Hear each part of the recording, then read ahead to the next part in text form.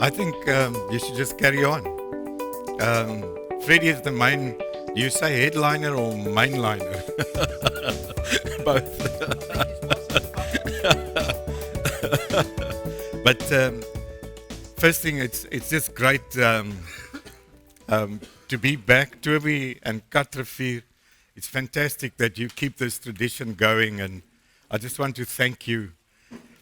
You survived after COVID, and I think we all have to rebuild after COVID, but I've attended every autumn festival, and it's one of the highlights of my year, so thank you.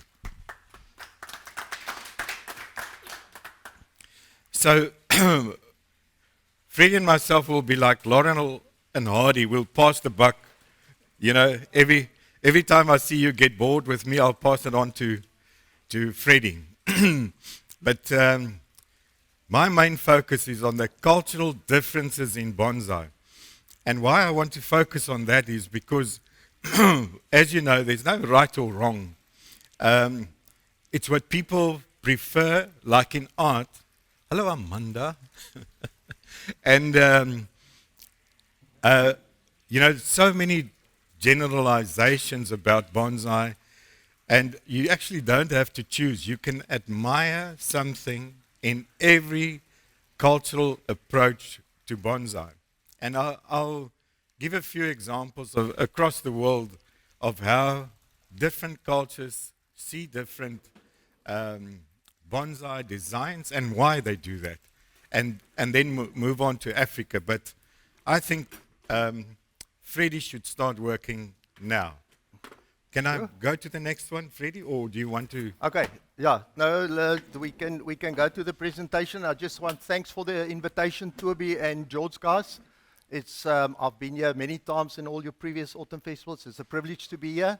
I really enjoy it, and I've always actually went back with new perspectives. Your trees are fantastic. The trees in the collection are still going to get to some people. So thanks for being here and being invited. It's really a privilege to be. Thanks a lot. Okay. Do we jump?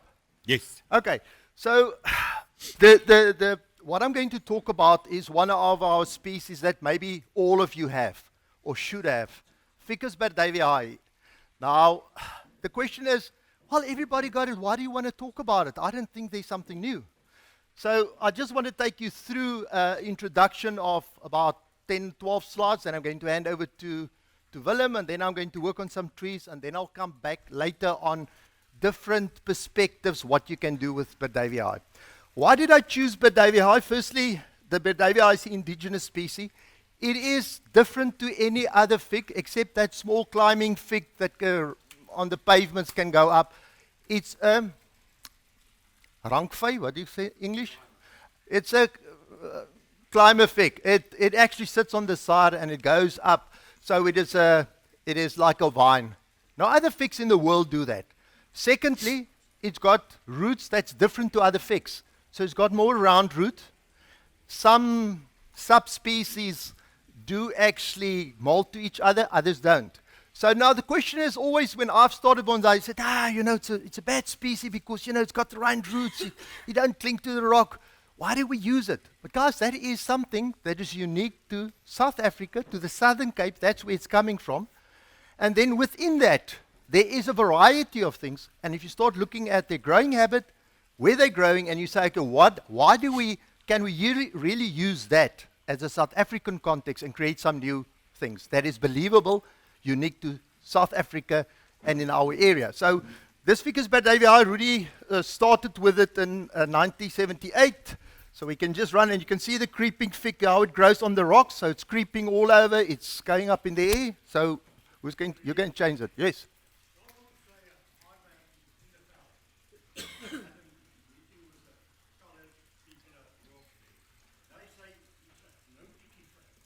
No tiki. Well, oh.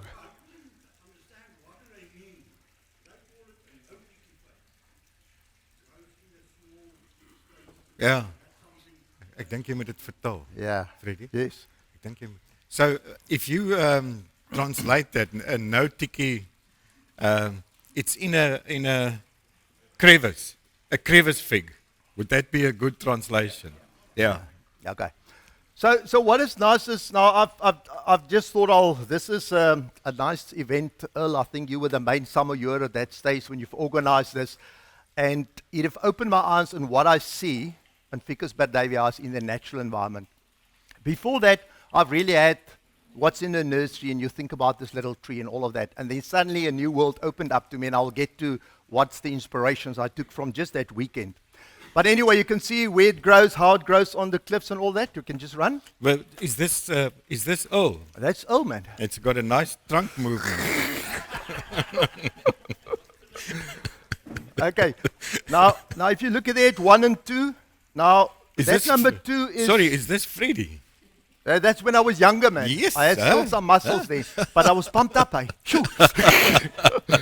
Yes. Yeah. So if you look at that material there, and I will come back to the inspiration of that material and what it let me think and what I've seen in that river where we've taken things out. I've seen a couple of things there that I thought, we should do something about it. And I'll come back to that later on. That small one that's at the end of my foot, Henny have dragged that one out. It is also a type of longifolia, but a total new one that nobody else have, because the previous one, I'll tell you where it's coming from. This one. There's no left, that one. That is one of the most beautiful burtt-davyi currently in Cape Town. I've got a photo. Okay, you can show there. Okay, so let's just run. Up, you can go. Okay, I'm just going to take you through the classification, very high level, that Rudy Adams have done when he was still alive about burtt-davyi. So firstly, I'd say there's a Congo one. That's the small leaf one. It's got a nice small leaf, and this is these ones that you see here. It's all that. And you have to make it from cuttings. You do it from seed, boom, the leaves get big. So all of that comes from 2 that he've dug out, and the cuttings was made from that. That's where the small leaf one comes from, the small Kango one. So you can run. Then he's got Kango 2, and he calls it also Lancifolia. That's the one with the longer leaf, and it's got red edges. There's one later on I will show you that I've brought along, but that's the second one. And that's the mother plant, and all the ones come from that mother plant. But in the meantime, there was people that was digging things out, and the leaves looks more similar to that. It's not all just from there. So suddenly, when you start digging things out, you start to see material that looks a little bit different. It's not quite there. Earl, you want to say something? No, I just said I'd dig them all out. Oh, okay, great. So, okay, let's run. Okay, so that was, and I'm not saying this holds, I'm just giving you a snapshot of basic classification. Then the Kango 3 has got the A and a B. It's when the leaves are really, it's like a curly leaf, and there's a small leaf one. That's the small leaf one, and then a big leaf one. You can just go on, Willem. That's the big leaf one. The tree is here as well, somewhere. So that's the Kango 3. Then he goes to the Kango 4. Now the Kango 4 is also 3 sub ones. It depends on how the leaf looks and how long the stem is and the redness of that. So it's a medium big leaf, green round leaf. So that's the one. Kango 4, if you can say A, just run, Willem. Kango 4, big leaf, dark green shape, and you can see it's more elongate. It is not a roundish one. So you can run, Willem. And then the last one is really very round and it very short stalk. It's got, where the others got long stalks. That was his classification. Now, I'm not saying that's the right classification. It's all burtt-davyi. But what I want to get to is, from the time that Rudy's done that, and we start working on burtt-davyi, there is a range and everything in between. So it's all burtt-davyi, but it's good to classify something with unique characteristics that you can use for bonsai. And I'm just going to use one.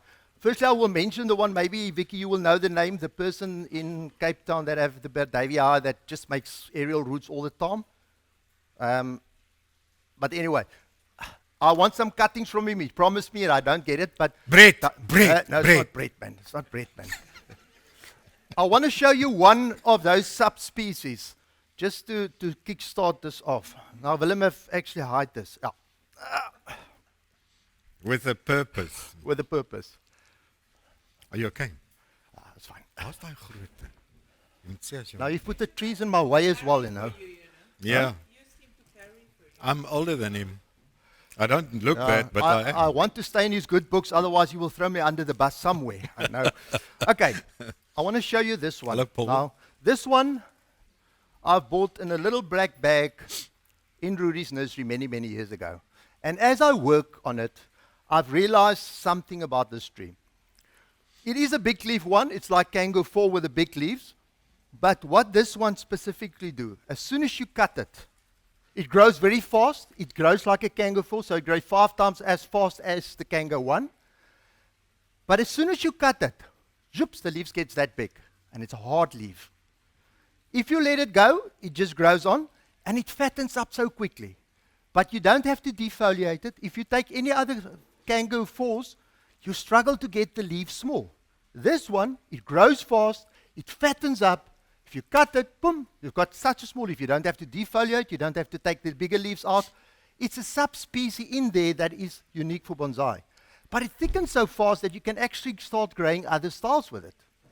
And even if you want to thicken it up, you just leave some of the ones that come out of the trunk to create that a certain style you want.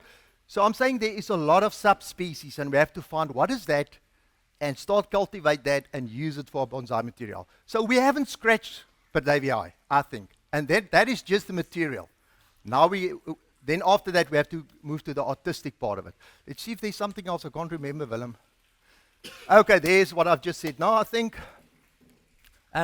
Willem, I'm going to start working with a tree. I'm going to hand over to Willem.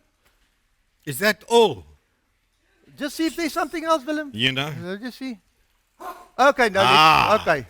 Okay, guys, the cuttings. Now, I've said to the cuttings, it stay unique to the material. So if you want this specific species with this characteristics, if it got all the figs, you plant it, choops, it's all big leaf ones. And a variety of them. It's never the same. But if you want to stay true to this one, you have to make cuttings.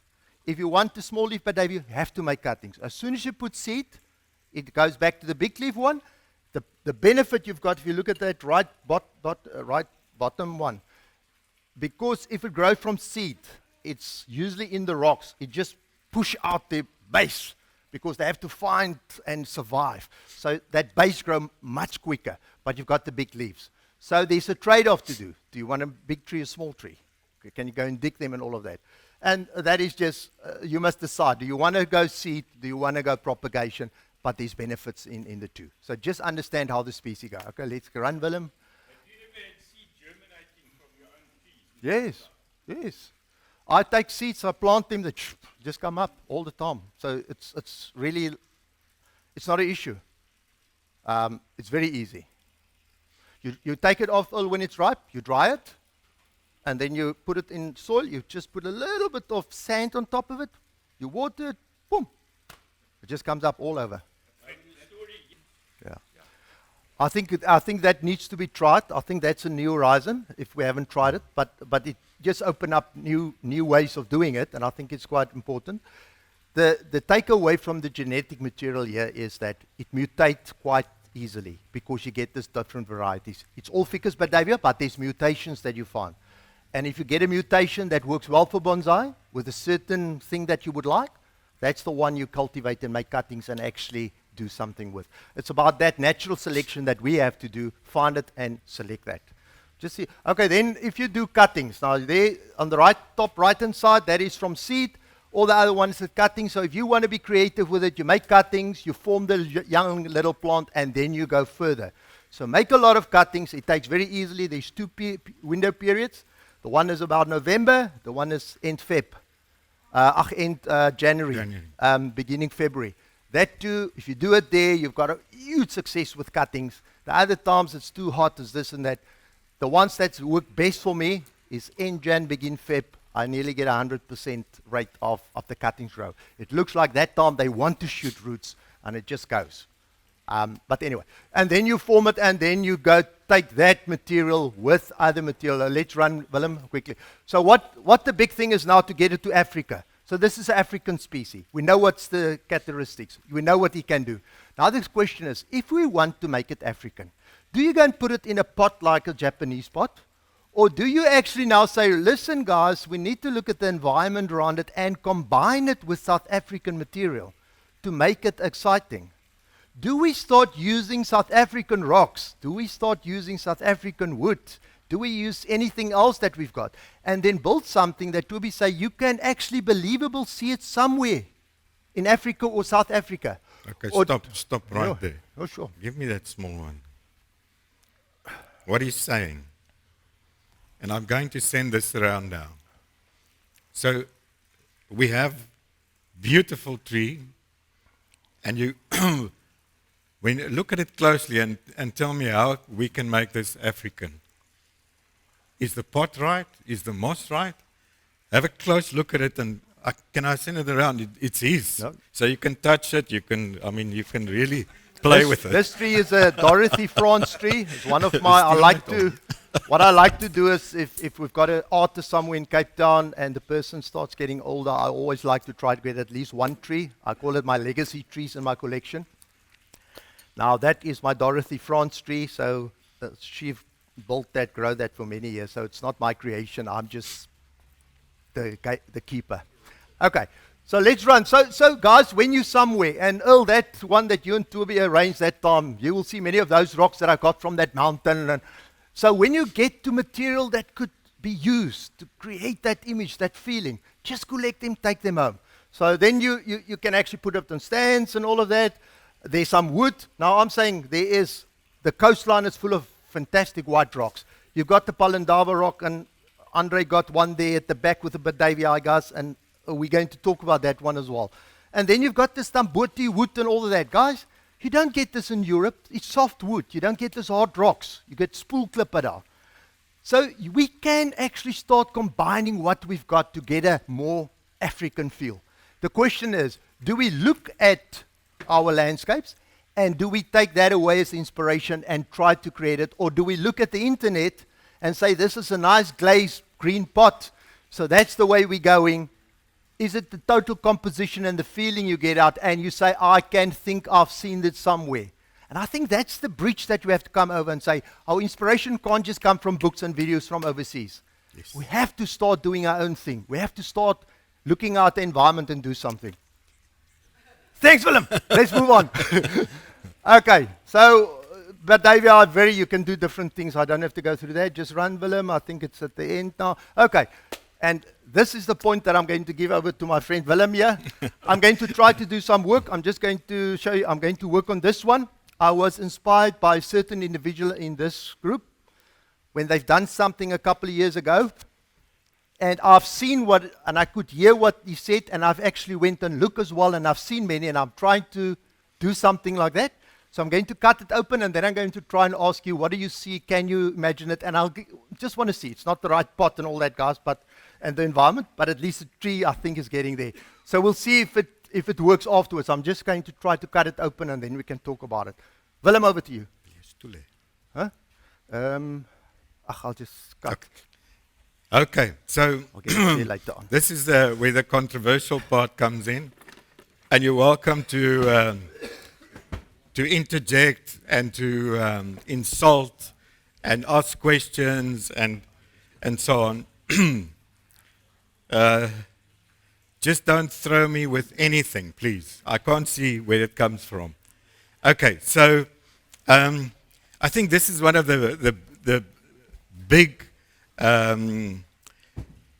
disputes in bonsai, and it comes from this thing: who's superior, who's better than the other one, which culture is better, which art is better, and it's a stupid thing in my opinion. I'm in charge. So one of the big things, and it's a Chinese artist that I follow, and she's in Berlin, and she's at the latest exhibition, she's focusing on what's the difference between the West and the East. And the biggest first difference is our perception of time. So the red part is how time, according to her, is perceived in China, and the other part is how it's perceived in the West. And I think we're much closer to China because we have what we call African time. Bonsai time. Okay. So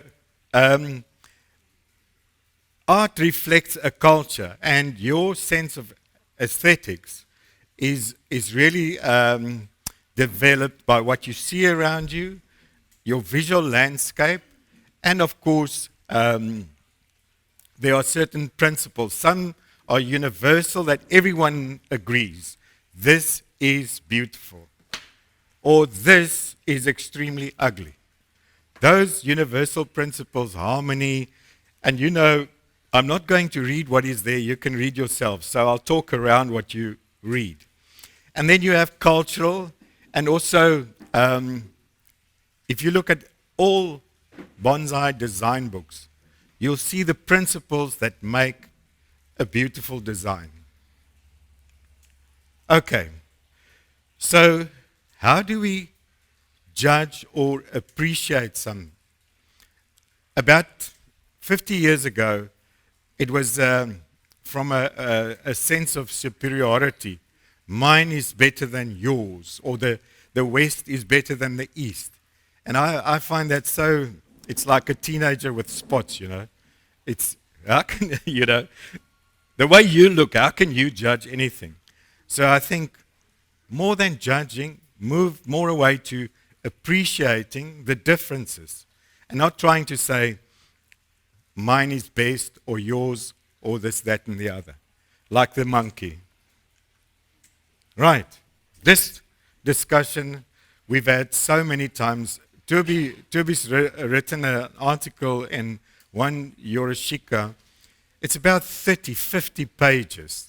I mean, you have to struggle through all of that, but there's a lot of visual aids to keep you awake. But I said, it's quite easy. The difference between style and form is very easy. If I tell Sandy, I like your style, she would appreciate it. If I say, I like your form, I could get a clap. But Toby took about 20 pages to explain this that I did in one paragraph. Okay. Yeah, some must not that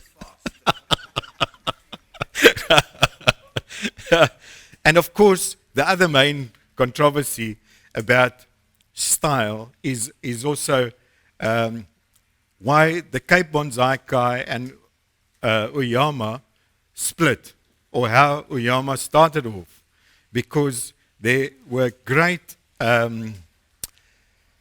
disputes that Cape Bonsai Kai was focusing too much on style, and some of the people, like I think Bernard Kutsia and them, wanted to focus on a focal point where you appreciate a bonsai design. So the style and form is not this debate we are on at the moment. But I just wanted to bring that in. This is about style, and of course you all know that the style book, I think was in 57 or so on, to make the Japanese art more understandable to the West.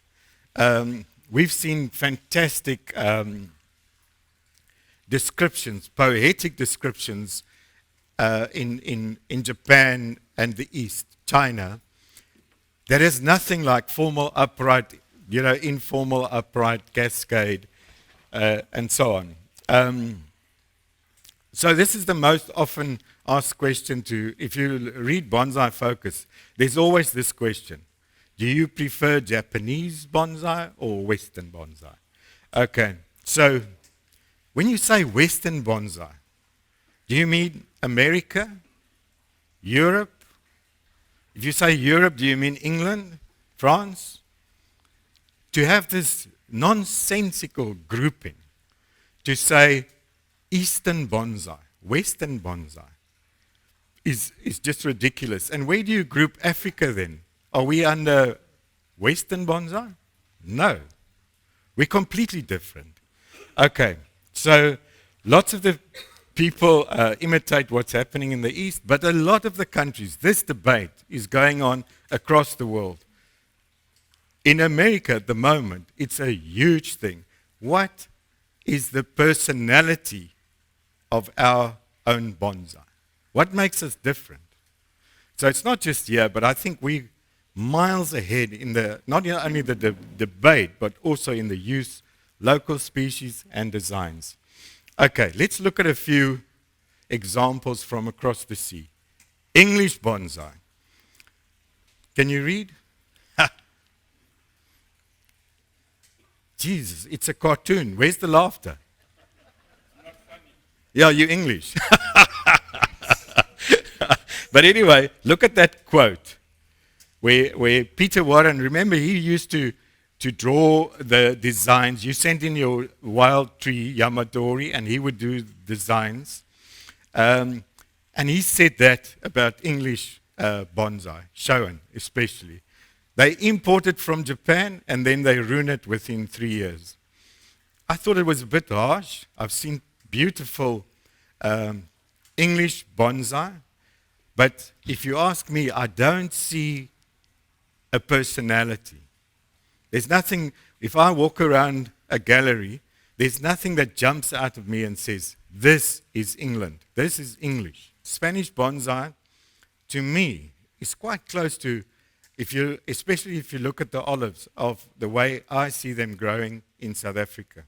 And the Spanish, I think, is much closer to what we do than any other of the European countries. Even their focus, and Mario Comsta, we had a long conversation before this talk. Their use of, not figurines, but a crab or something in the design to make it differ from a coastal to an inland landscape-ish design in Spanish bonsai. Very naturalistic is the other point. I'm sorry I can't show the photo because the main thing that I love about their bonsai, their olives, they've got trunks like oals. I mean, old. I don't mean wide, old, you know. You can really see the age in the trunk. Beautiful. And I'm sure we've got some here as well. We must just find them. And I know someone who found them and is hiding them. Italian bonsai, this is just, it's so easy. If you fly into Genoa and you go down there to Santa Margherita and you have a nice coffee there, and what is the thing? You hear a Vespa coming down. Okay. And then this young man gets out. And what does he do? He switches off, takes the helmet, and then he goes. And then he looks in the mirror. And, and then he strolls over. And that's their bonsai as well. They want to show how macho they are. See that? I mean, it's beautiful. I took that in the Crespi museum outside Milan. But if you look at that, the Italians want to show, I'm in charge. I can bend this tree. I can do deadwood like this mother's never seen. That's a good example of that. So, there we go. So, penging.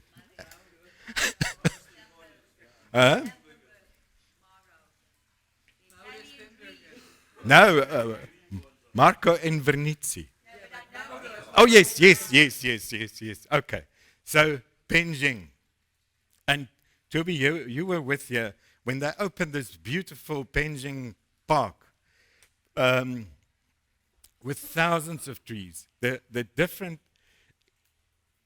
between Japanese bonsai and penging came home to me for the first time. Firstly, the size of the trees. Okay. And there's a big difference between, if you look at most of the designs, is not just a tree, but a landscape.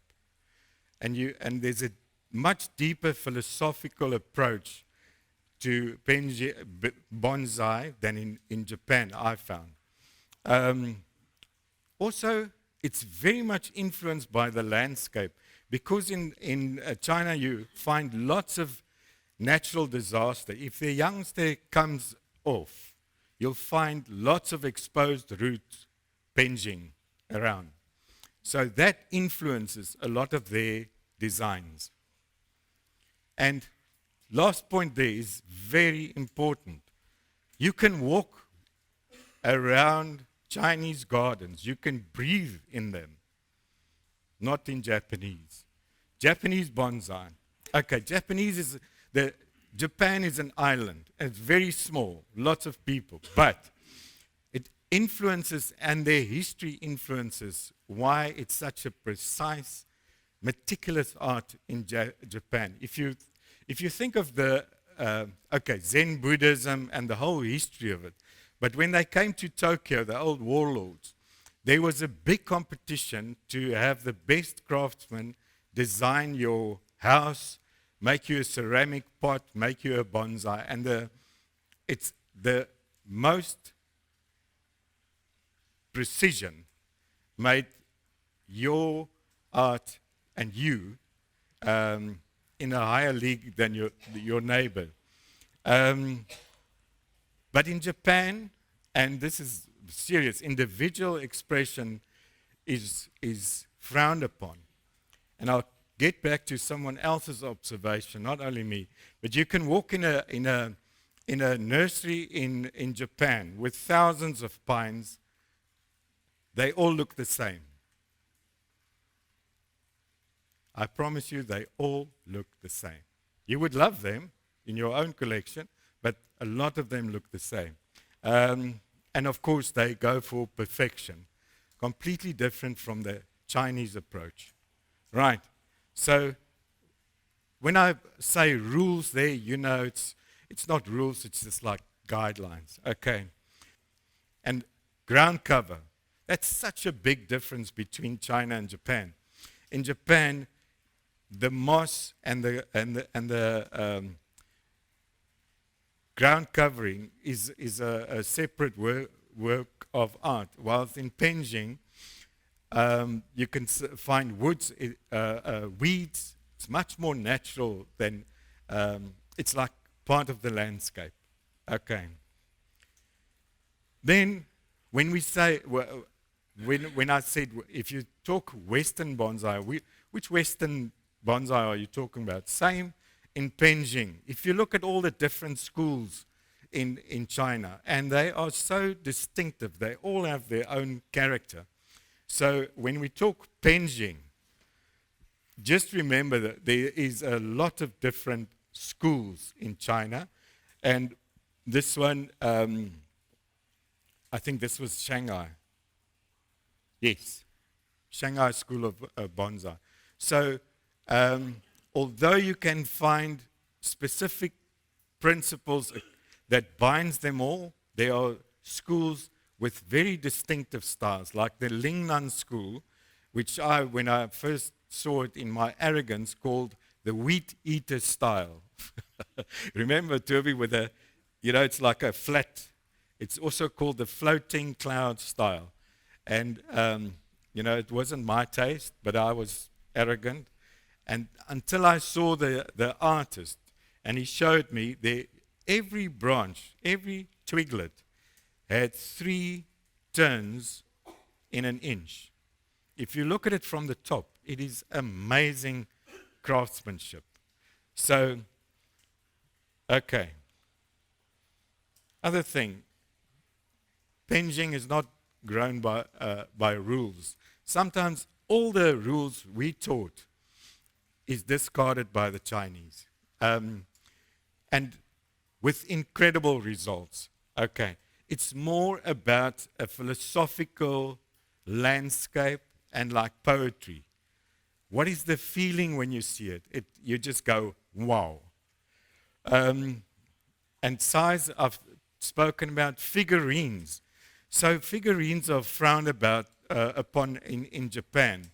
And in China, it's not as if it's dominant. You see it in every landscape.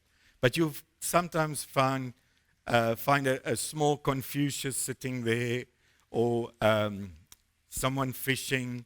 And to me, it's not imposing on the landscape. It's just an added part of what the artist is trying to express. Okay, so I want to get back later on. What do we use to show African bonsai in terms of figurines, a small rhino or two? Okay, and then the other thing is, mistakes are encouraged in China, not in Japan. Perfection and this is a quote, is rare, but the enjoyment of what you're doing. And that's why I most of the time feel much more, Jesus, you're making a noise here, you know that? Huh? I have to make sure you concentrate. Oh, do you want to say something, Freddie? Keeping the people awake. You want to say something? Just put up your hand, man. What do you want to say? I don't want to say anything, Willem. You're on a roll, my man. Over to you. Yeah, but I can go on, But you must keep them awake, eh? That's the problem. I can't see them, so they can be snoring out there. Okay, let's get to African styles. So this was the Boerland show end of last year in the Rupert Museum in Stellenbosch, where we had the bonsai next to the original Pyreneev paintings. And I thought it was just a fantastic opportunity to show our art next to Pyreneev. And that tree by Johan Morkel, next to the painting, I thought showed the African landscape and gave people a feel of what we talk about when we're talking African style. Right, okay. Then African style, is it a style? And we've had late night discussions over many bottles of wine about this topic. But and what makes it an African style? So this is a tree by Jonathan Cain, but it's a baobab style, but he used I think it was a Celtis. Yeah. And I rather like this. If you look at the say Japanese or even Penjing, the proportions in this would probably not be to their taste. But to me, this is African. And the baobab, Lampis does just beautiful baobabs. One back there I'm taking home. It's just, John Narka and everyone said, why don't you guys do more of the baobab style? It's so distinctively African. And at the World Conference in Saitama City, the emperor's first words to the African group was, do you have Adansonia bonsai? So they admire our species and say, this is Africa. And I think it's much underutilized. Then when you say African, we normally talk South African. It's not just Africa. Africa is not a country. So do we say South African styles? And then the other thing is, when we talk African styles, we mostly talk what's happening in the north.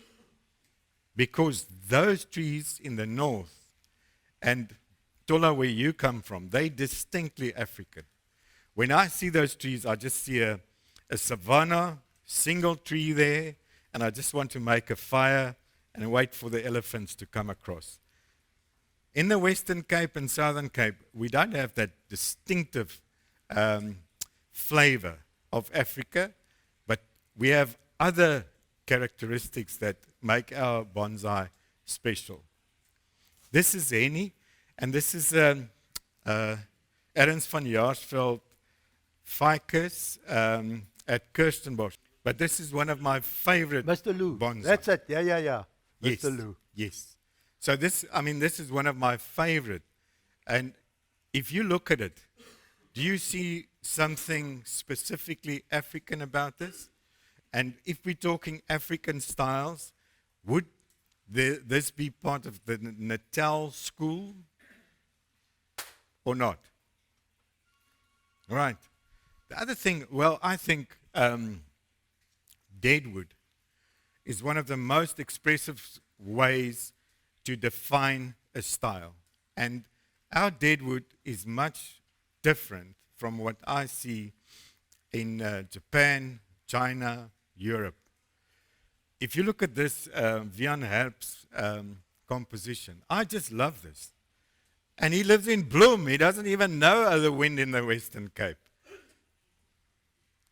I don't know if you like it, but this gives me the feeling of Western Cape, and if I want to say, bit of Africa. So if you look at the deadwood there, and you would say, okay, we don't have a lot of lightning in the Western Cape or here. So that part would probably be more northern style than southern style. But because of the wind, it can create that effect. And just the use of the landscape, to me, I immediately see a beech tree where there's a constant southeasterly. And I think this is another distinctive thing that we can really focus on to make our bonsai different. Okay. I don't like Senegalia. I still call them acacia. But the acacia is also a tree, like the baobab, that is distinctly African to me. And I see here, I must just say, you have fantastic trees, African feel that I get immediately when I look at some of them. And I'm looking across one now that also gives me exactly that feel. So what is the other big difference? When I talked about Japan and China, in Africa, your perspective, when you look at a tree normally, it's from far away. A lot of the design in Japan is close-up, focused. In China, it's more because of the space. So the use of space is a very important element in when we design African styles. And I want to show you an example. Oopsie, sorry. Figurines. Okay. That's not a figurine, it's a real one. Okay. So when and if we use figurines, like a small elephant, crocodile, whatever, will that make it African? And I want to come back to this later. Do we just stick with what Charles Saronio defined as African styles of bonsai? Or should we move on and become more poetic and look at specific styles? And I call this the trampled by elephant style. Is it a beautiful tree or what? I don't know. It's yours, Willem. It's lovely. You've got such good taste. But, you know, if you look at descriptions of defining, why should we stick with formal upright, informal up? It's so boring. I mean, I really think we should be more creative than that. Okay, the artistic styles to me in bonsai, and it's just me. Literati, windswept, and driftwood. Most of the other styles to me is like, you know, you can, and it's not, I don't want to denigrate them, but to me it's like painting by numbers. But with these styles, that's where the artist in the craftsman comes out. Lots of craftsmen around, only a few Picasso. And if we look at this, and a lot of my club members says, you know, this is not literati. And we can discuss this. Is this African literati or what?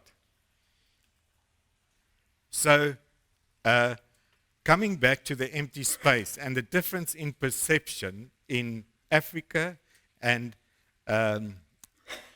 Indonesia, well, say the East. This is Turbi's tree, and I love this tree. And the whole atmosphere, immediately, it's like I walk into an art gallery. First thing I see is a Picasso. There could be 100 paintings. I'm just drawn to his art. It's my taste. I love it. Same thing when I walk into a bonsai show. There's just one tree that jumps out to me and hugs me. And why is that? It's because this is my visual love of where I grew up and the nature around me, space. So I come from Namibia, lots of space, empty spaces. But so when Robert Stevens was here, I'm not sure what year, 2018, he didn't like this. He didn't like it at all. So this is what he wanted to do with it. And this illustrates the difference between what your visual education taught you. He wanted to fill the open spaces, wanted to hide the long, slender trunk with rocks, wanted more moss there. I can't remember, but he wanted to change the whole thing. And the slant of the tree, he wanted it more upright, if I remember correctly. Okay, so it's not to say he's wrong. In Indonesia, they would give him a standing ovation. Yeah, to me, he just killed a wonderful African tree with his design. So it's not, to me, the African style is not only about the tree. It's like Penjing. It's more the landscape, the poetic, the philosophical, what you want to express there than just, wow, look at my beautiful tree. So if he wanted the Drakensberg, he could have done that. But if he wanted the savanna tree, then he would go that way. Yeah. I mean, which one do you prefer? Both. Yes. You know, you like, I mean, yeah. You can't. Make a choice, man. You like the second one? Yeah, you see, Europe, you East, I mean, we Africans. This. I mean, you don't have to, I'm joking, of course. You don't have to prefer or say, this is best. It's your taste. I prefer this one. And yeah, to me, it's so interesting because you go to a show in the north and the trees are so different. And a lot of the Western Cape people don't like it. I remember when we invited Charles Saronio down for the first time to the Cape. I mean, the Western Cape was antagonistic towards him. Whilst Boland thought, yes, like, you know, this guy is onto something that we like. So I think in the apex, the African apex, there's a distinctive feature. And this is by a very young, promising artist. He shows a lot of potential. And he's sitting over there. I'll introduce him later on. And that's your tree, Freddie. Yeah.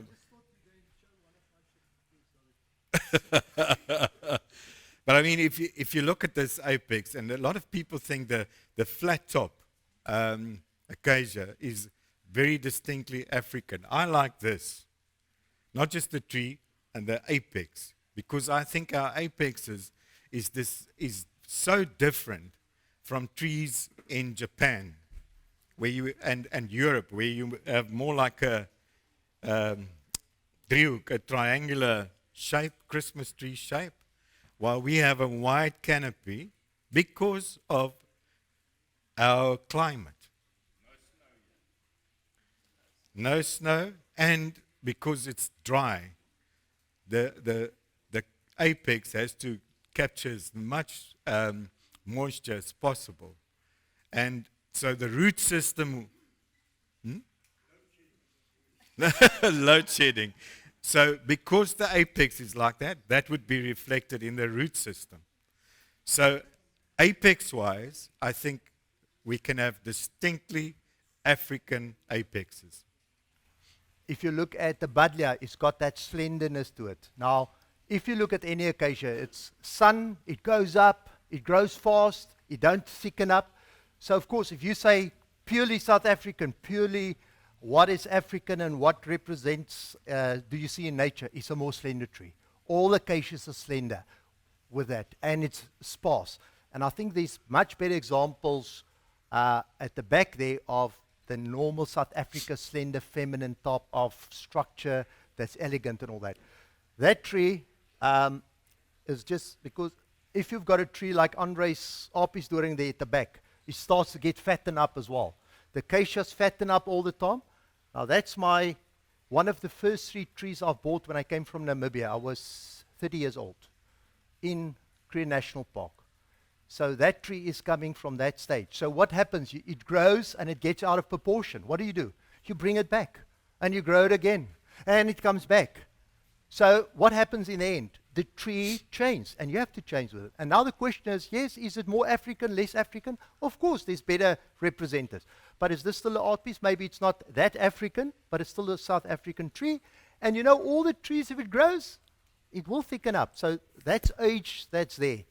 And that's where it developed in over, I'm talking about 33 years now. That's the tree after 33 years. So you can't keep it that small. And it's a big tree. It stands like this. So you can't slender it up again. So yes, I agree the South African is a more feminine, slender, feminine tree. Yeah, sorry again. Yeah. If you look at the knoppies during there at the back of Andre, it's an impressive tree, but it's exactly the same. If you go in the northern Transvaal and Kruger, all that knoppies doing, they're slender trees. They're going up there. But it's a spectacular tree. It commands attention. So it's about, yes, African feeling, all of that. But guys, we have to give space and understand where we are on the journey of every tree. In Cape Town, and I think the history of acacias is everybody have tried everything. And I remember if you go to northern Transvaal, you go in the nursery, you get this scented thorn. It's like a thick, nice little trunk, and it's folded up and all that. And then you try it, and then you try the koersboom, and then you try the hakkensteek, and then you try all of that. And you know, you start off with a collection this big, and you've got 5 of everything, and it gets less and less and less. And in the end, you end up with 3. Apis doring, swart apis, and knoppies doring. And then the Western Cape, later on, you throw the knoppies doring away as well. Then you've got apis doring, swart apis doring. And then the coarse leaf one is the best of the 2. And then you say, okay, so that's the first experiment. And for us to get there in South Africa, I think that took 30 years. So we know now which ones we can really work with. And the scented peel, if you repot it, you know, usually you lose it and so on. Now you've got there. Now we're at the 2 or 3 species. The question now is, how do we push the envelope on those things? And that's where your question comes in. Have somebody done it? The question is like a burtt-davyi as well. Now we've got the species. We know we can keep the species. It will grow. It's good for bonsai.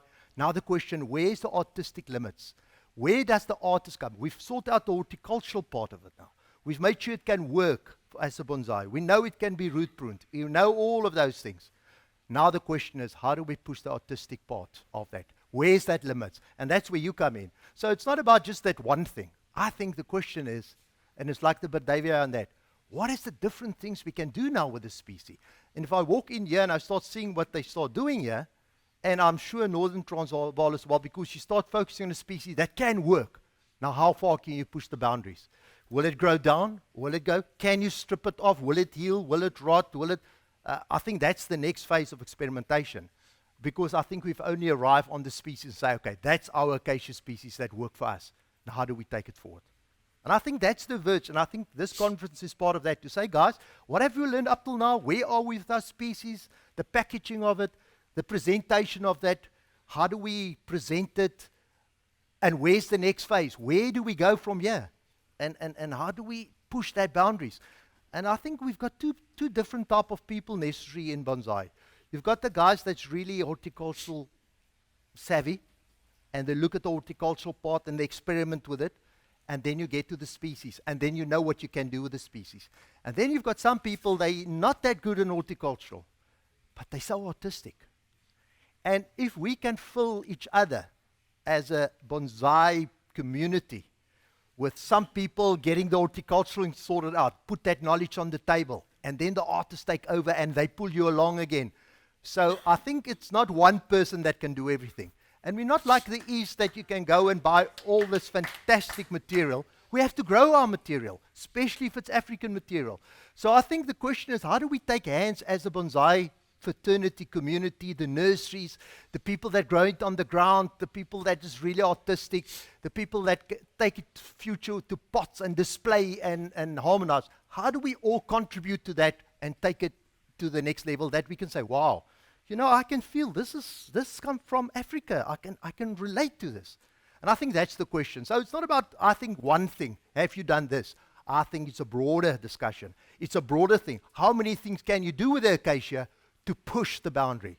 From the pot, from the rocks around it, from your techniques, what can you do with it? How far can you push the horticultural part of that specific species? I think that's the question for me. So it's a broader question. I think you have to bring that in. But now, for instance, you'll do that with a hardwood. So you do it with acacia, it will rot off in 3 years. So why do it? You've wasted 3 years of time. So if you do it and you do it with an olive, and you can keep that dead wood, and you can actually make it part of a feature of course. So the question is, they do it. You see it in northern Transvaal, and you see it there with acacias, and you see it. It's a dry area. You see that dry wood. You come to Cape Town, man, it just rots off. The buddleias, you put it nicely, you preserve it 3 years down, like poof, there's that's the thing. So I think all of that are artistic expressions, and I'm saying, well, maybe you have to find the right species to do those techniques, to see those things. For instance, if I look at this little tree, it's a burtt-davyi, but what style is it? Or what form is it? It's a baobab thing. So we don't have to use the acacia to form the acacia. We can actually look at that tree. Toby, what's that big tree there of you? That looks like an acacia?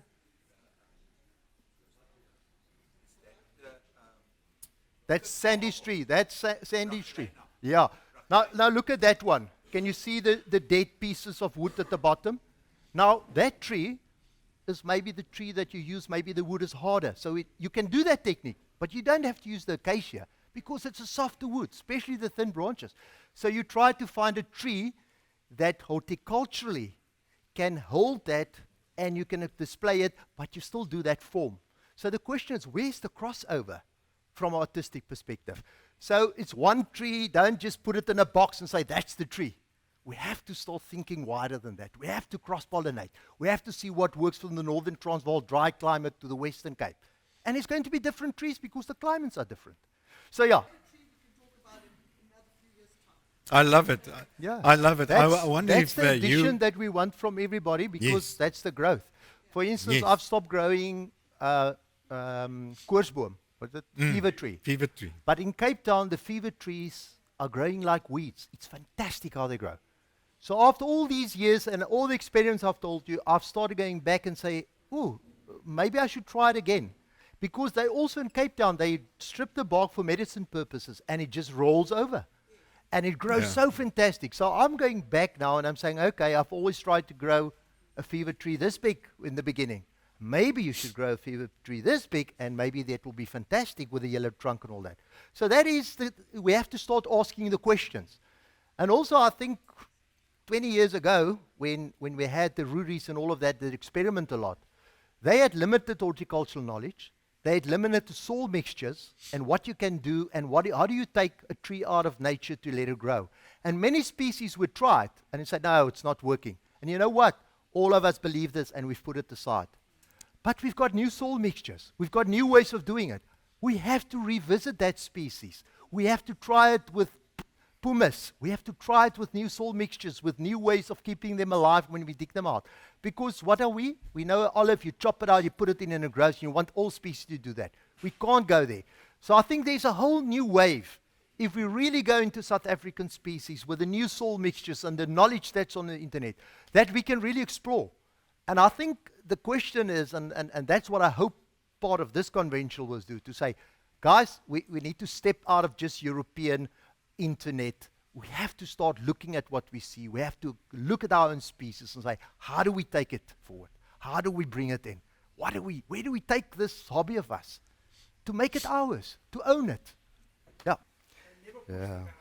Yeah, I think in Cape Town, Southern Cape, maybe not inland, we are totally spoiled because our climate allows us to have all of this, and it will grow.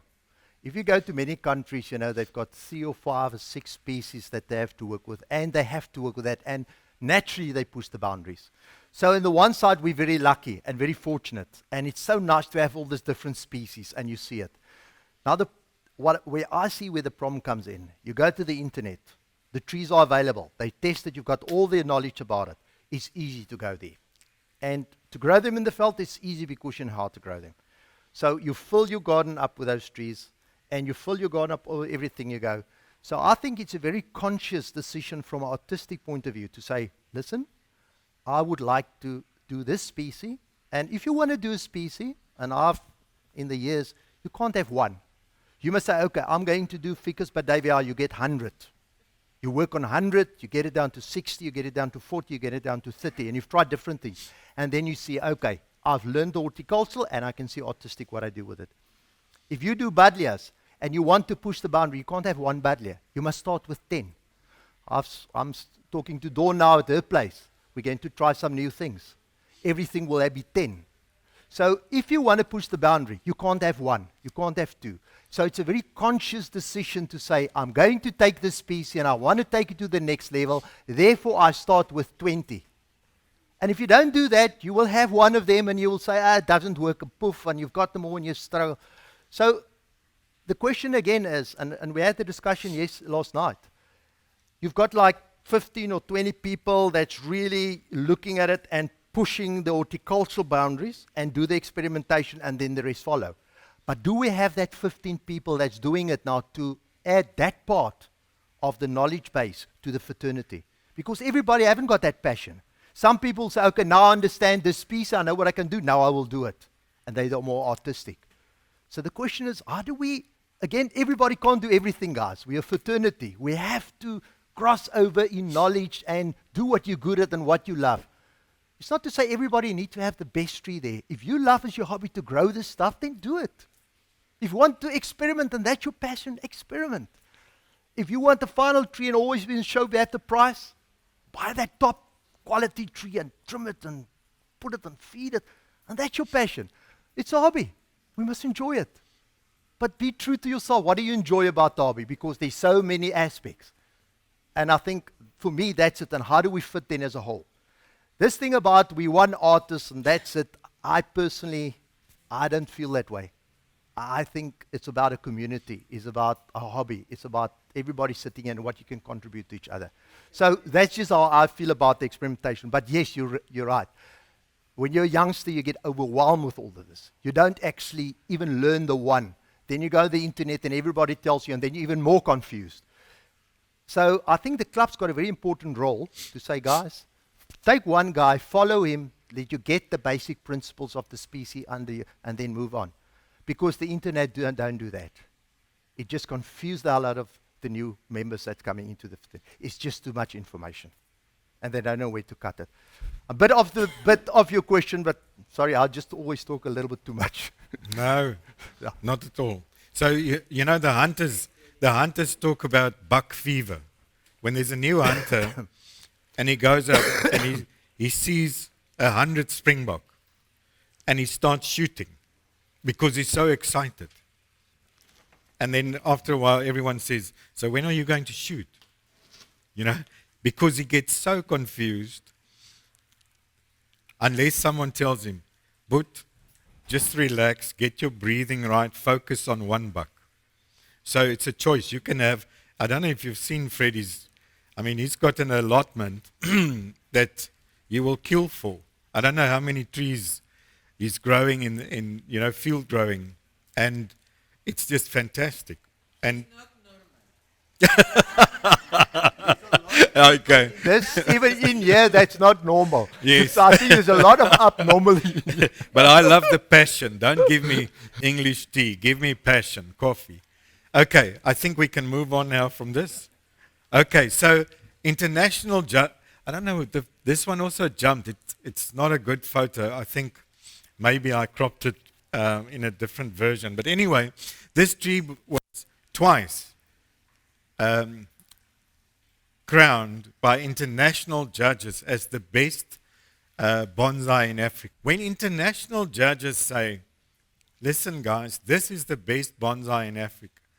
So there's something also that they say, this is the African style of bonsai. Unfortunately, this tree has been slaughtered by someone who thought he knew better. It's in the heritage collection, and it's terrible. Thijs Clem tree. So I think we should study this tree and think, why did international judges think this is the best bonsai in Africa?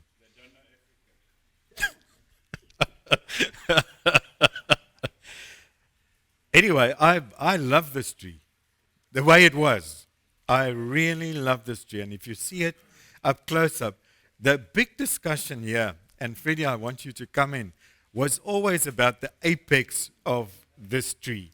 And if you look at it and you know Thijs Clem, he was the master of small leaves in trees. I think Henny Nell's taken over from him. But Thijs really just did this to perfection. So the different opinions about this tree was always about the canopy, where some people wanted to get it like different pads instead of a apex like that. And it's going back to perspective. If you look to a tree from far away, this is the perspective you'll get. The closer you come, and that's why I know, what's his name? He also always went on about this. What is it? He had a derogatory term for it. Pom-pom bonsai. So that was always the argument about this canopy. Freddie, you... No, I just want to know why you're not talking with me. Speak up, man. I think this tree, if you know Thijs, what Thijs have done is he was retired and he had a papegaai as his companion, basically. A parrot. A parrot, yeah, parrot. Now, what Thijs have done every day, he actually went to every one of his trees and he say, okay, these leaves are big. He takes it out. He fed it once a week. He waters it twice a day. That was him. So the way that tree is, the tightness of it is because of constant taking the big leaves out. So that's the first thing. Secondly, Thijs was not a person to put wire on any tree. He was Mr. Cut It, Mr. Snip It. We called him that name. So all his trees you will see is just going up. It doesn't go down. There's no wiring. It's not pulled by wires. It is very growing up. I've got one of Thijs's tree as well. You know, and the question always is, and even with that tree, you look at it and you say, okay, that is what Thijs have done. It's a Thijs tree. Now you wanted to keep it as a legacy tree. But you know, after 2 years, you can't help yourself. Then you change it. Because you just can't go with it anymore. But that was his style. And the thing is, in Africa, what do you see in the pictures? You see that it grows up. It's sunny. There's no snow to push it down. So when the overseas people come here and it grows like that, they think about Senegal or whatever, Northern Africa, it goes up and all of that. That's the classical picture that they see of Africa. And if you start looking at that, you say, hey, here's something, plus the small leaves, plus the setting. And I think it just and that branched ramification, if you start looking at trees, that is what you see. You see all this ramification and then you see only this piece of ground. And if you look at the pictures of the PDF, it's exactly what you see. You see the branches and then you see that. Now that is what that tree represents. And I think that is why the prizes. And then it's still an olive tree and it's green and it's small leaf. And I think it just had that impact. But that is my opinion. It's a very good opinion. You must stick with it. Okay, so when I use the word judge, I actually mean appreciate. So if I'm a judge at the show and I have bonsai from the East and Africa, how do I compare? If I, like most bonsai shows, have to choose one gold medal winner, how do I choose between these? Would I say, okay, this is quintessentially Japanese bonsai? That one, Heinrich Koene, that tree, this is Africa. And which one would get the gold medal? Now, I want to, Freddie, you know that rock, eh? Is it the one on the right? Yes, I know it. So I love that tree, and in real life, it is just fantastic. I think the original artist was Dot Hennigan, and I would actually let that tree get the gold medal, the one on the right. That's your opinion. Of course, but it's a very important opinion. Okay, so and the use of that rock. Freddie spoke earlier and showed if we have a rock, we have the most beautiful rocks in the world in this country. Rocks were born in Africa, and that I think is Pelindaba rock. Yeah. Okay, so the whole composition to me wins hands down. And then I question myself, and I think, is it because I'm African that I prefer that to that? But that's a thing for me and a bottle of red wine late at night. Okay, and this is the one we spoke about earlier, and Freddie, you also showed it. The one on the right and the one on the left. The left one is in China at the national show. So, like the previous one. So, I mean, it's very difficult to compare. If you look at the one on the left, I love that. I think it's fantastic. If you look at this and you have to judge a show, and you have those two trees, and the one on the right, we actually had a cut of a, was it a photo or somewhere in the Zoom meeting about a similar composition that Turby did of mangroves in Fiji. So you see this landscape, and immediately a lot of comments and so on. And people wanted to separate it and do this. And I immediately, I've never been to Fiji, but I immediately thought of the mangroves you find in the Mozambican islands. So I love that. It's a Henninel Ficus. If you think how difficult that composition is, that is magnificent. I would struggle to choose which would get the gold medal. Anyway, I just want to show how difficult it becomes. And that's why at the last National Penjing show, the judging took 15 hours. There are 10 pages of criteria to work through. 15 hours. Okay, back to my Chinese artist, and that's how she depicts the way we think and look different. And it's actually amazing also on our color perspective. And they've scientifically found now that the species, tribe, who sees green the best in the world is the Uvahimba in Namibia. Now you would say, how the hell does that work? Because where they are is desert. The species who sees blue the best in the world are Russians. You know, it's very interesting when you look at different ways cultures look at color, design, and so on. So I just chose this to show you also how we look at problem solving differently from other cultures. I qualified that if, remember at one stage with the Cape Town Festival, we had a draw with the marks being exactly the same for two trees. And then I can't remember how it was decided, but the judges had to go back and say, you must have a winner. So, you know, to me it was very difficult. If you think one tree is 87.6.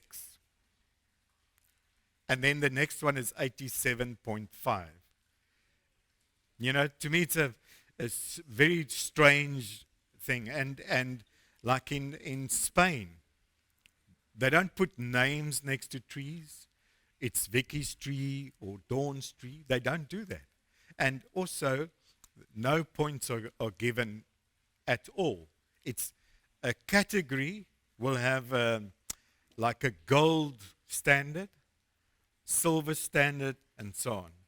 So that depends on, and that's a whole different part of this whole thing. Do we judge or do we appreciate? Okay, I want to move on and give Freddie some. So in the end, I went to this artificial intelligence, chat GPT, and I asked them, design an African bonsai for me.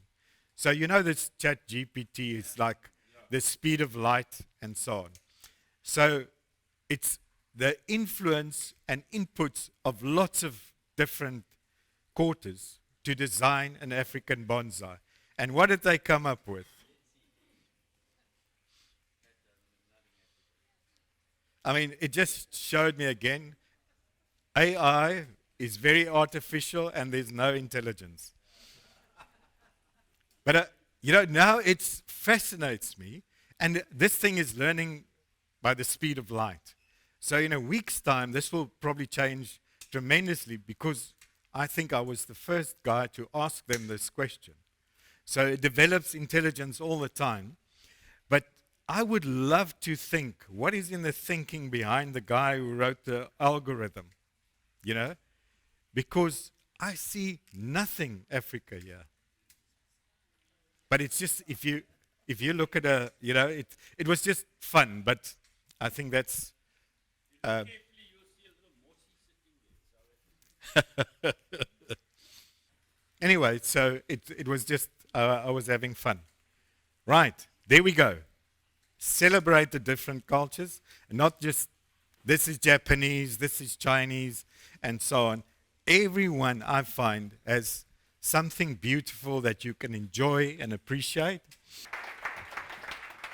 Okay, I'll be very short, and then we'll go to the last part of the presentation. Now, I'm going to put this tree up here, and then I would like to just hear from you guys. And I don't know, maybe a bit low, but I'll like to lift it up a little bit at the back. Yeah, at least can, oops. And ask, have you seen something like this in South Africa? Does it trigger some feeling? Have you seen it? Is it just another piece? What do you see? And that's that big leaf fig that, Toby, when you've got down your steps to the right, what do you call it? The red rock, the big red one, when it comes... Indians. It's that Indians fig, yeah. They grow like that, yeah. Yeah, grootblare. But when it comes out the new leaves, it's fantastic. Okay, I'm going to, just to spare time, I've done this one because I've been at the convention here, and then there was a person, and they've done a presentation, and they say, guys, a new African style, and I see it on the coastline, and I see it with this milkwoods that grows into the rocks, and the wind swept it in there, and it's flat, and it just goes like that. And he called it the milkwood style. I don't know if any of you have been in that place. So after that, I've said, listen, I want to build something like that. I don't know if I've got it right, but I'm saying, for me, I've actually went and looked at this coastline of us. And the coastline, this milkwoods, and the wind that's blowing it, it just goes, and it's not a tree. It just goes between the rocks, and it grows, and the winds are sweeping it up. And for me, I've tried to mimic something of that. Now, the question is, this is not the right pot. It's going to be, how do I position it in the rocks? How do you present it, the right angle? And then you can say, okay, is it something that you see like the milkwoods on the coast? That's the question I'm asking. Now, it's not a normal tree, but it's a depiction of something that, Toby, you've done that style many years ago. And I've actually looked at it, and when I walk and I see this milkwoods, I've looked at it, especially where the wind blows, and it's really that. And I'm saying, guys, we're not even thinking about it, but we see it every day. Why don't we bring it into our creative alternatives? So, okay, I will just leave it there. I think let's go to the last 20 minutes and then we'll wrap up. There's a lot of things we can do, but we've got time. Okay, I'm going to talk about both of these trees. The one you've seen close up, the other one is here. Now, if I look at these two trees and I say, okay, yeah, they're burtt-davyi highs, and you know, they're on a South African rock, and they've got a South African rock here. But if I want to take this two and I say, hey, bring the African spirit into this, make it more our tree, and not just something that you've seen on the internet, you put it on the pot and things. The question is, how will you take it that 2 steps forward to say, well, I can relate more to this tree, although you've used a South African species. This is the big leaf curly-whirly, burtt-davyi. We've used the right rocks, that one and this one. How would you change it to make it a bit more, push it more into our believable area of believability? This is not African trees. All I'm saying is, although this is not African trees, and although we've just used a species and the rocks of how can we improve this, although I agree 100%, to be a bit more that way. It is about nuances. You've said the pots, I agree with that. As soon as you take the pots and you change it, let's just go. Are you can just run until example 1. The canopy. This doesn't belong here. So all I'm saying is, there's a lot of things you can do to push it a little bit more the African envelope by changing a lot of things. Although this is not an African tree and how they grow. Earl, I agree. But the question is, in all our collection, if we want to start pushing the African agenda, how start we looking at the tree and its composition and the pot and its surroundings, and then start depicting that it's believable? That's the question. Because we just see the pots, we put things in the pots, we don't even think twice. We're not stepping back as artists and say, hey guys, where do we want to go? Do we want to try to push our own agenda? Do we want to grow on that agenda? So I'm just using this to push that a little bit. Okay, if you put the slide down, make the rock more prominent. If you look at Andre's tree there at the back on the polar, guys, if I just lower this, put it down, it will enhance the African feel 10 times. And if you make it rocky and even on a slate, you see it's small things, but we don't think about it. So it's not about just the African tree and, you have to look like this. I think it's all the nuances, all the bits and pieces that start pushing the art to say, guys, we own it. This is our art. We can relate to this. It's not something we just seen on the internet. Therefore, we have to start looking, interpret, apply. And we're not really doing that. Okay, enough of those. Let's just go through here. Okay, I'm going to run very quickly through a couple of examples. Some is here, some is not here. Just on the process of developing some things that I think is a bit of African, a bit of that spirit. So, South African rock, prepare some burtt-davyi trees, bind it on the rock. So you've bent it all. So you say, okay, on the coastline, if you go to I'm going back to this little tree. The wind is coming up. It's on that white rocks on the beach. The milkwoods look like that. So you plant it immediately like that. The next year, it starts to become believable. You can see it's in a fantastic pot, but if you change the pot, it can be more believable. So that's the one. So guys, that's things that you've seen. It is on our coastlines, but nobody's doing it. Now, there's one also on a white rock, same type of thing. One tree died. I've continued with that. And you can see that is about this big. There's going. The roots that's exposed over the white rock. That's what you see. The sand the sand is going and the roots are creeping over. So guys, it's the small things that start saying, hey, but this is not the traditional tree that I see on the internet. This is what I see in nature. So how do I start mimicking that? Okay, so I'm just going to run through some examples, guys. You don't need a lot of discussion. If you go to Namibia, you see this rocky things, and then you see a tree standing there with the roots. Again, South African, on our thing, on the top of the mountain. That's the rock that I've got there. I've put it on cement, put it up there, and I'm going to run through it quickly. So put it in a big thing. There's different techniques in this. Over time, oops, very quick. Okay, just going to run through it. Okay, after the first opening, you can see a lot of rocks. So what you do, you tighten it on top because you don't hold yet. It's this round root, so you tighten it on top, and then you work on the roots. You take it down with different things, and you use this computer polystyrene, push it in between your ropes. You push it down to the rock. You put it down again. And bind it up. I'm not saying you have to do it this way. I think there's many ways of doing this. Second one, you can start seeing the roots and the rocks and the tree. The tree is not there yet, but I'm growing the things to actually then have a small tree with this things coming up. So then it's, this time I've done just some plastic. I secured. There you can see the tree start coming up now on the top. The roots I know is fine, but I'm start developing the small little tree now standing on top with its roots down there. And hopefully, that's how it looks now. I need to work at it like this. Usually I work it when the leaves drop. When it's yellow, I do my design. I can see in. You don't have to, like what I've said there, do it. Because you can see it starts dropping now in Western Cape. Start yellowing up. As soon as it's done, guys, it's right time. You can see it. You can wire it. It's easy to do. And it's very, very heavy. I didn't bring it along.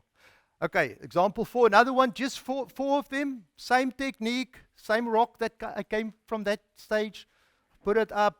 I'm just going to run through very quickly, guys. We haven't got space. It's grown. Uncover it. Again, bind it up. Then we've done a second styling. Brett was there. We've done it at the club meeting, and Phil and Brett have helped me. I've done the talking. They've done all the lifting and work. We've opened it up. We've rebind it and restyle it. In the beginning, Toby, remember I said I didn't know how to fix the roots to the rock that it will fall off. But you know, in the end, it grows so in the rock, it just sticks by itself. I don't need to do anything. You must just keep it there long enough. And that's how it looks now. I need to do it now. But again, the roots are done now. Now it's that, and then it's the composition and the pot and the slate, or how I want to put it. But to get there took me like 10 years. And I haven't even put it in a pot, and I haven't really looked at the tree. I've looked at the focal point that I want to show. So it's all about where do you want to go and have that vision, because you're not going to get it overnight. And if you just want to get trees at the nursery, your question, you as an artist must say, I want to do that. You must do a lot of that. Now, if you ask Ficus burtt-davyi how many have done, I've 10 to 1 have 200. I've still got about 100 there that's in process. But that's how you learn. But you need to have 10 at least to try it. Okay. Looks like the Buffy on cheese. Exactly. Is it? That one? That one on the right. Yeah. That's just the other side of it. It's the two sides of the same tree. Yeah. So we're getting there. Now, also, Toby, you've done those things. Very much same on the cliffs. All of that, I've looked at your collection. I think that bottom right one, it's this thick now. The photo I've got is for about 6 years ago, I think. I'm not sure. It's nice and thick. So, guys, you've done it as well. It's not, I think it's around, but we haven't really went in there and make it a serious business to do a little bit of more African feel. Then we've got this nice tambuti woods and all of that. That's rock set at the bottom. You just give it a little bit of a stand. Fantastic deadwood, hard deadwood. You don't get it in Europe. So why don't you use the material? Again, you've got a lot of saplings. You bind it in. You let it. It's a rankvee. It is a creeping fig. So why don't you put it up? That's the way it grows. So we don't have to put it on top and let the roots just grow. We can actually, it is something that, so why don't we use it? Why don't we just put it around things and let it go? Because that's the way it grows. So yeah, so I'll just take you through that. There's a couple that I've bound. That's how it starts looking, front and back. That tree is here at the back somewhere. You can check it out. So it's something different. Now, I'm not saying it is pure African, but we've used African material, plus we've used how the species horticulturally grow and combine South African materials to do an art piece. Now, this is maybe not just a tree you see in nature, but now it's stepping into more Vicky's area. You say, well, this is artistic, it's something different, but you use the materials and things in your environment to do something that is artistic. A little bit out of just, this is tree I see. So there's space for that as well. So that's just another two, and you can see how that looks. Then the other thing, because it is a rankvee, why don't we put it on other trees? Because the other ones, the bird is on top and the roots grow down and just strangle it. But this is not a strangler fig. This is a fig that that actually wants to go somewhere. So why don't we put it on dead stumps or on other trees and do it? So I had this, me and Eddie dug this tree. It was in his backyard. It starts to die, so he gave it to me. So what I've done is I actually put a lot of saplings around it, and I just twist it and fix it up. And then suddenly the olive come back, and it starts to grow as well. And but that is what you start getting. Now I think these two will coexist. I don't think that Ficus will ever kill that olive. But the problem that I've got is when you select it, you must actually look at the leaves. It's at least a little bit different. But the burtt-davyi are small kangaroo one, and the olive, it looks so similar that you can't. Now this is the one I've started cutting open. So this is what you see there. I haven't cut it open totally. But here you can see the olive and that. Now what I've learned about it, just select your trees more specifically. But it can work. And look at that fantastic wiggly-tiggly, and it goes up. And it's something different. Now I'm saying, what we look at Ficus, big trees, and then, the roots. And that's what we see overseas. And that's what we mimic. But why should it do that? We here with another type of fig, so let's embrace it. Let's do something artistic with it. It's going to be different in the world. So why do we step back from our culture, our species, and what they can give us? I think we need to step into it and embrace it and actually say, what can we do with it as hobbyists, as artists, as horticulturists, and then as a combination. And take it to the next level. Okay, there's just a bit more. Okay, next one, burtt-davyi rock. Again, our own rocks, like Andre's one there at the back.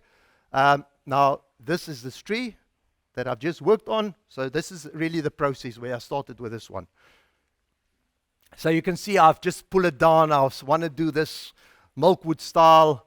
I've cut it the first time. Have to bend it down, break the pot, my fantastic pot, and just start working on it. And there you can see that was the last cut. This is the next cut. That was a year ago. I've just cut it again. So it's about what's the next phase now. When I repot it, where do I take this to make it really an art piece? The horticulture part is done. I love the horticulture part. I like growing trees. I'm not always very much at the finishing and the exhibiting and packaging. I love growing. I'm a farm boy. So yeah. But also, what you said, it grows on the... Why don't we put it on rocks? Why don't we? Because that's the way they grow. We had a couple of there that the roots come down, but why don't we let it grow up? So you put the sapling into a rock, you let it grow, and you get things like that. So I've got one here. Standing here at the back. Guys can see how it's nicely fit into the rock. So afterwards, Willem, you can just put it there. Oh, sorry, you're right. Hey, you must get strong, man. You pap vanoggend geëet.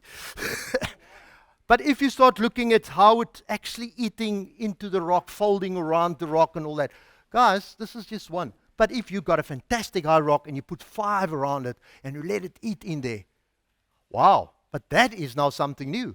But you work with a species, with a horticultural makeup, with the South African rocks, and you create something totally new. Why don't we do it? That's what we see.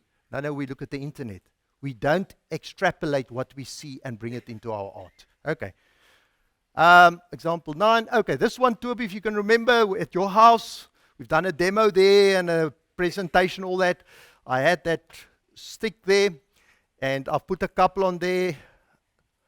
Because that wood, when you buy this Tamboti wood, let it lie in water for about a month and then take it out. They've got chemicals on there, and many times you put it on there and the chemicals kill your little burtt-davyi eye. So just think about it if you buy this Tamboti sticks.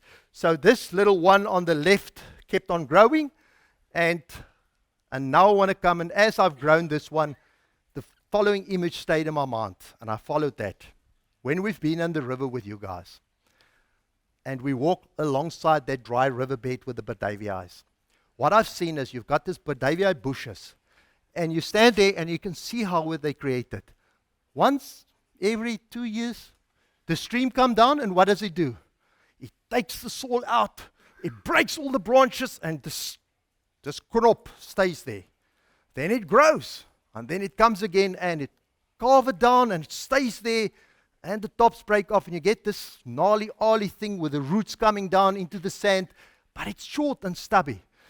And when this died down, that's where I went to try to mimic what I've seen there. So again, it's there, so how do you take it? So what I've done firstly, I've bind it up, I've tried to create something there. There you can see it starts coming. clean up. I cut some roots out. I've put it down. Start wiring it. Start playing around with it.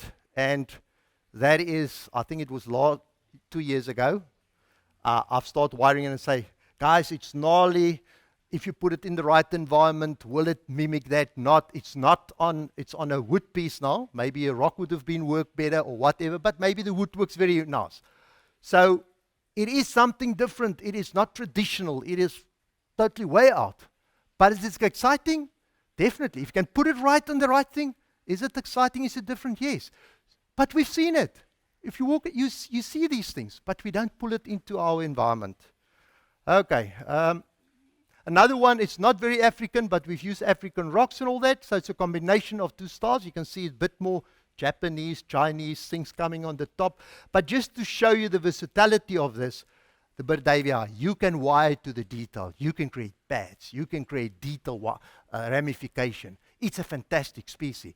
Now that is the longifolio. It grows 3 times faster as the small leaf one, and then this big leaf one grows even faster than that. So it depends what you want. If you want a quick, fast, lots of roots, you go longifolio. It grows much faster.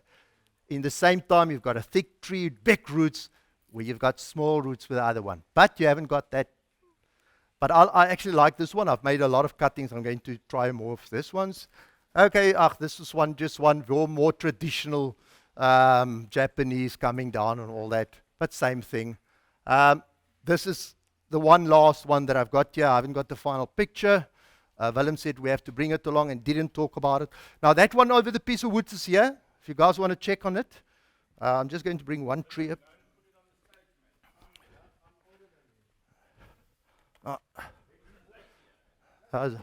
No, you will pay all the drinks tonight. When I say my back is so sore, Willem. Yeah. Okay. No, that's good. Okay. Now this was in a rock in a black bag. It's not a big tree. Everybody can do it. You don't have to go big. You can go small. You small leaves. Vicky, look at that little tree. So even burtt-davyi can go big trees. You can go heavy rocks. You can go small. It's so versatile. You can actually do anything with this species, to be honest. Now, that's in a black bag, the rock. It's binded again. It's put into the rock. It's styled the first time. It's styled the second time. Now, you can see there's this front, and it's very open here. Sometimes people don't like that.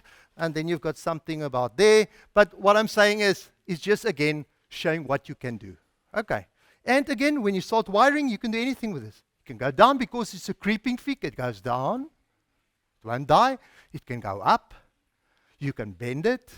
You can have fine ramification. What a fantastic species. And there's nowhere else in the world except the ones that Dorothy have shipped out all over the world. At that convention, I don't know, took us a time. Okay. Okay, I haven't got the combined pics. I've cut it out last night. It just got too long. Okay. Guys, any questions?